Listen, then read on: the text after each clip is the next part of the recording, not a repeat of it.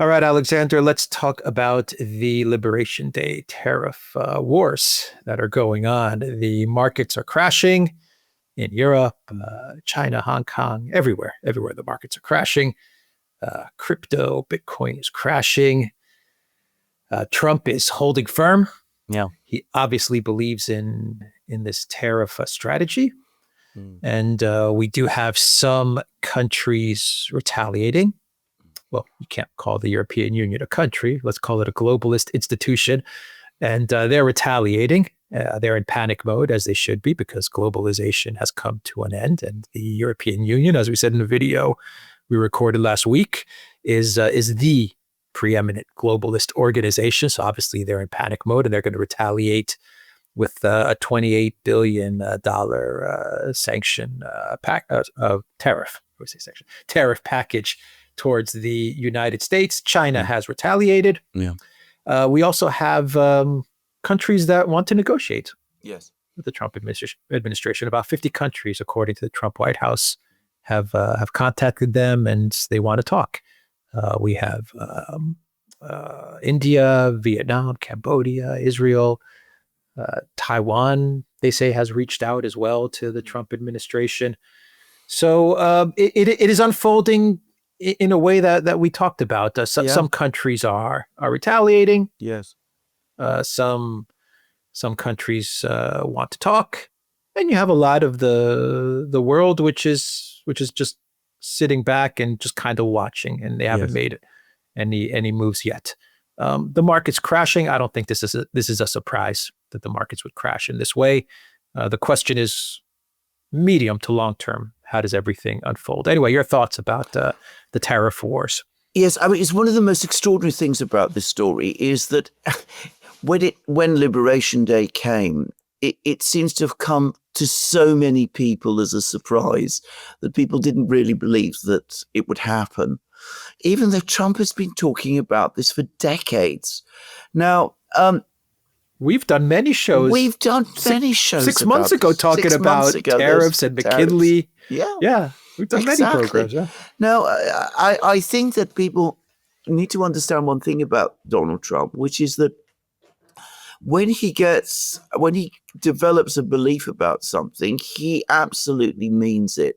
And I have absolutely no doubt that he's going to see this thing through. He's going to stick with it. He believes in this policy. He has a body of economic thought behind him as well. He understands that there's going to be turbulence. He believes it's going to be short term. He's confident that he's going to see it through. And he believes that in 3-4 years' time, the fruits of what he is doing, of what he has done, are going to start to become visible to American, to his voting base in the United States, and indeed to the people of the United States in general. He has, and this is one of Trump's strengths, actually, he has this unshakable belief in America and what it can do, which the last politician who had that was Ronald Reagan, by the way. And Trump shares it. He absolutely believes that American business, American industry will rise to the challenge, or rather the opportunity of these tariffs, that they will start to produce these goods and they will start to reindustrialize, and that things will turn out well in the end for the United States. And he also understands something else. And about this, by the way, I have no doubt that he is absolutely right, which is that the previous economic course that the United States was engaged in, piling up debt, running massive deficits, engaging in chronic overspending, relying on foreign countries to supply the United States with more and more of the goods it needed, so that it could focus on external diplomacy, hegemony, and all that kind of thing, globalization, and all of that sort of thing, was firstly unsustainable and destroying the American heartland. So he has a genuine set of core beliefs here. He has people in his administration who think as he does. And absolutely, this is for the long term, as far as he's concerned. I don't think you're going to see any major rollback of the tariffs. Some countries want to negotiate. He might be prepared to do deals with some of them. Vietnam is in a terrible place because they basically took over from China as a supplier of, cheap goods for the United States, easily produced goods for the United States, textiles and all kinds of other things, Nike shoes. I'm not, being disrespectful to Vietnam. It's a rational economic choice. It is the way to get your foot up the ladder of industrialization. That is what Vietnam did. Now it's been really badly hit. They're desperate to try and find some way to persuade the Americans to lift these crippling tariffs on their goods. And because these are relatively cheap goods, the margins that Vietnamese producers must be making on them must be relatively low. It's not like very high-end goods that Vietnam, can adjust the prices on easily in order to get back into the American market. So they're going to be trying very, very hard to get back into the American market. Some of the other countries will also, India maybe. In some cases, maybe the United States will grant some degree of tariff reduction, perhaps for geopolitical reasons. But I don't think that is how Donald Trump sees this. I think in his own mind, granting favors in order to pursue strategic alliances, mixing geopolitics with industrial regeneration and trade is not, I think, where he wants to go at all. And I think many countries will find themselves that they are negotiating with the Americans, but that the balance of the negotiations is very lopsided in the Americans' favor. And that ultimately, if they are going to do a deal, it will be a deal done very, very much on American economic terms. So that is the future that the world is facing. I think we're going to see tariffs right through Donald Trump's presidency. I think as far as the financial turmoil in the markets is concerned, he is absolutely willing to accept that. I think he feels that this is something that ultimately doesn't concern him. He knows that, to put it simply, crudely, Wall Street, which he had supported as president in his first term, overwhelmingly ended up backing the Democrats. With Trump, these factors are never things that he forgets. So he doesn't care ultimately about what goes on in Wall Street or what the shareholding middle classes of America think about this, because they're not his core constituency. His core constituency, farmers, industrial workers, people who work in, the building trade, people like that. And he believes, he may be wrong in his beliefs, but I'm talking now about what he believes. He believes that these economic policies that he's implementing now ultimately are going to work for them and for America. Bear in mind, on Liberation Day, who was he addressing? He was addressing American auto workers. They were there in the Rose Garden as he was, going through his policies. So this isn't going to change. And this is the policy that is going to be followed by him. And I predict it is going to be the policy that the Republican Party ultimately is also going to adopt. The Republican Party has changed significantly during the Trump era. It is now increasingly the party, again, of these constituencies that now form Donald Trump's coalition. And the Republicans historically in the United States were always anyway the party of protection. So I think that this is forever. I think even if the Democrats are elected in 2028 or beyond that, they're not going to reverse this. And well, what the long-term effects of these policies in the United States are going to be, well, that is a matter which I think we should discuss with economists and people who know about these things. But to repeat again, the previous trajectory that the United States was on economically was unsustainable and was damaging the economic heartland of the United States, and in the long term, the people of the United States as well. There has to be a change. And Donald Trump has sensed that, and that's why he's doing what he's doing. True. Something had to be done. The question is, was this the right decision? But something had to be done, without a doubt. And this was the mandate that was given to Trump, Absolutely. to be honest. Yeah. Absolutely. It's why those auto workers voted for him. Yeah. It's why those people right across the United States who rallied to him in the way that they did.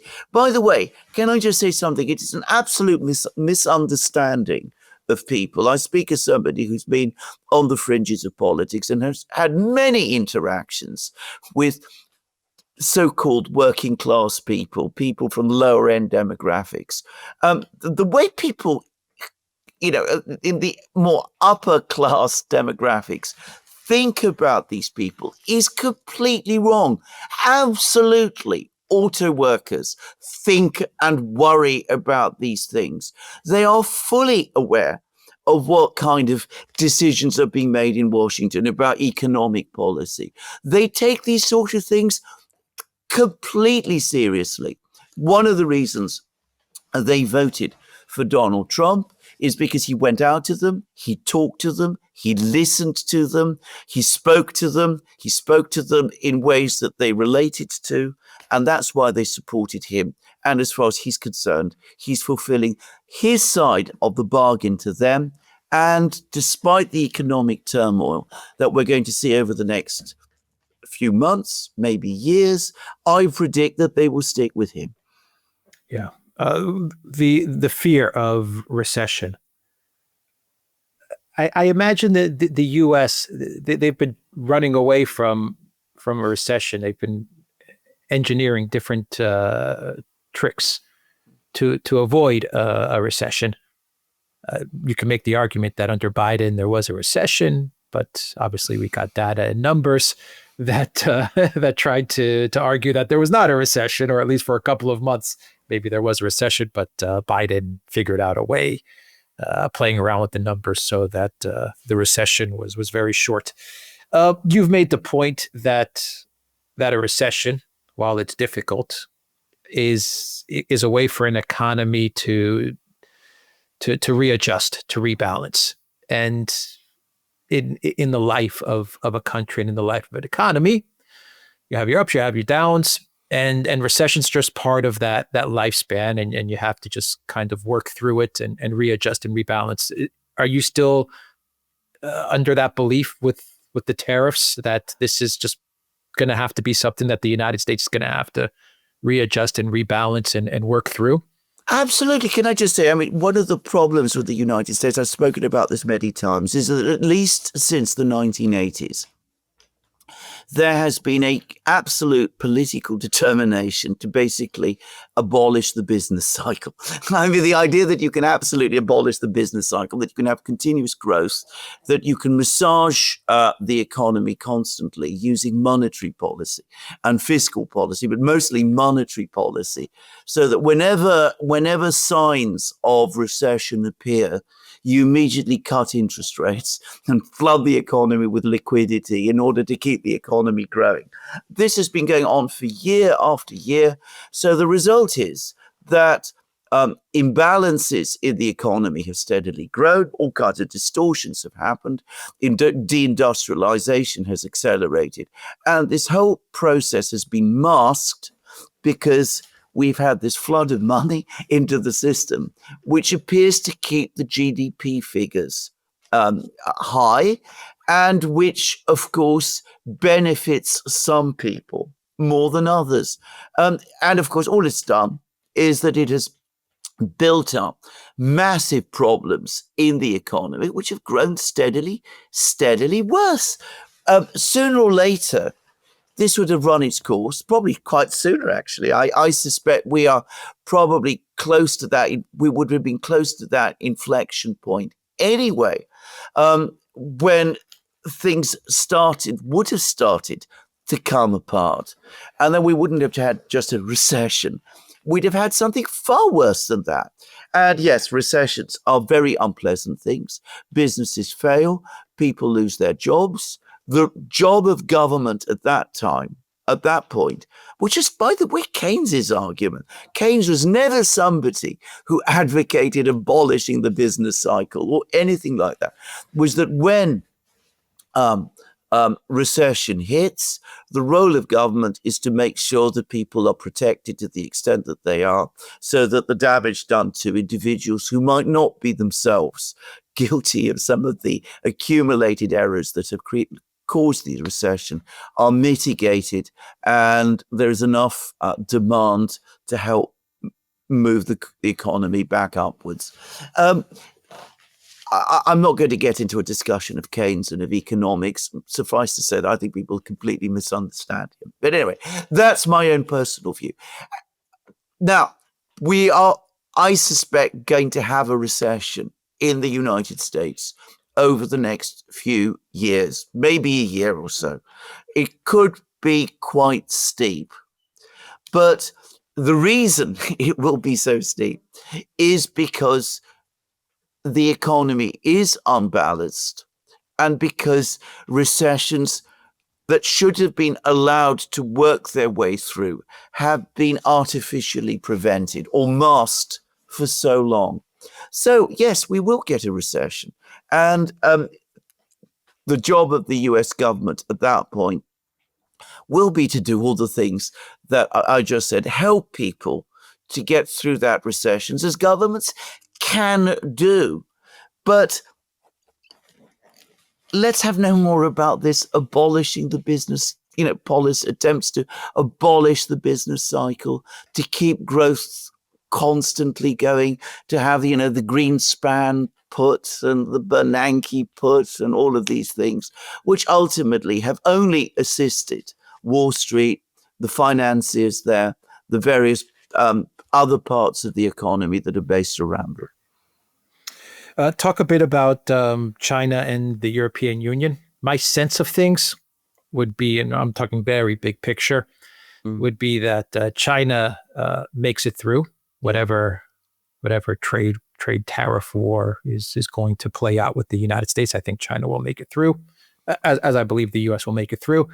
The EU, I'm not so sure. I think the EU eventually will buckle and will submit to whatever the US dictates to it. And you're probably looking at, if you believe the European Union is a vassal of the United States now, I imagine that give it a few months, maybe a few years, the EU will be completely subjugated and a vassal to the United States. And that would be my big picture view of things, but I don't know. How do you see things?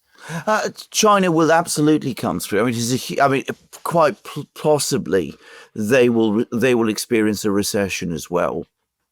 I don't think it's going to have any effect on the political system, because Xi Jinping and his people will not only have tight control over China, but they'll be able to tell people in China, look, this isn't something that is our fault. It's been imposed on us because the Americans have done this to us. And people in China will absolutely accept that. But China will come through. It is on a major upward swing, which is unrelated to the fact that it has been exporting to the United States. The upswing in China is a much, much bigger story than just American-China trade. So China will come through. They will develop policies to cope with these problems. They have already been preparing for them for some time. I mean, this is a fundamental point. I said at the beginning that I'm astonished that people were taken so completely by surprise by these Trump tariffs, given the fact that he always said he would do them, and he clearly believes in them. The Chinese have never been under any of those illusions. They are going to prepare for them.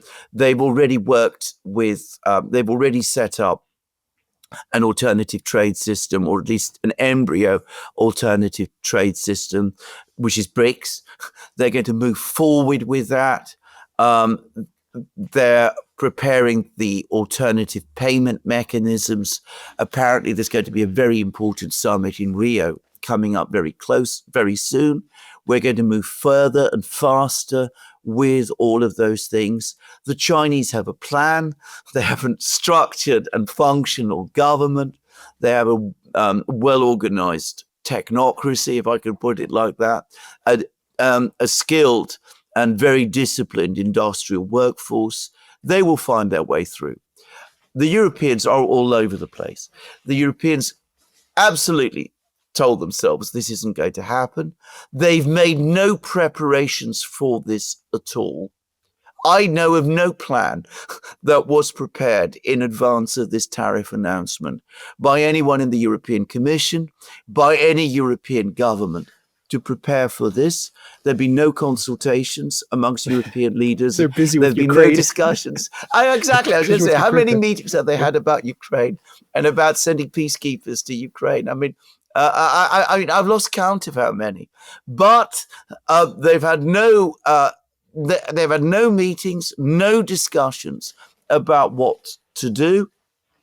They're lurching towards retaliatory tariffs of some kind against the United States. What is that going to achieve at the end of the day?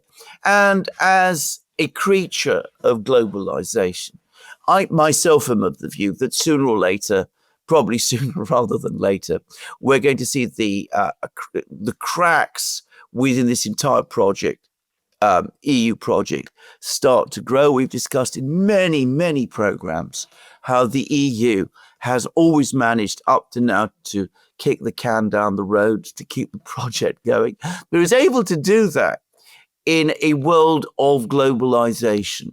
I personally don't think they can do that in the world that we're going to see now. And I think that 5-10 years, who knows how long, we're going to finally see this whole thing unravel, because it is so completely contrary to the general economic landscape that which we are going to see. It is so completely incompatible with it that I cannot myself see how it can survive. Yeah, just a final thought, and we'll wrap up the video. The European Union, they're still talking about an 800 billion defense fund. They've got this whole tariff thing unfolding. They're not prepared for any of it, and they're talking about an 800 billion defense fund.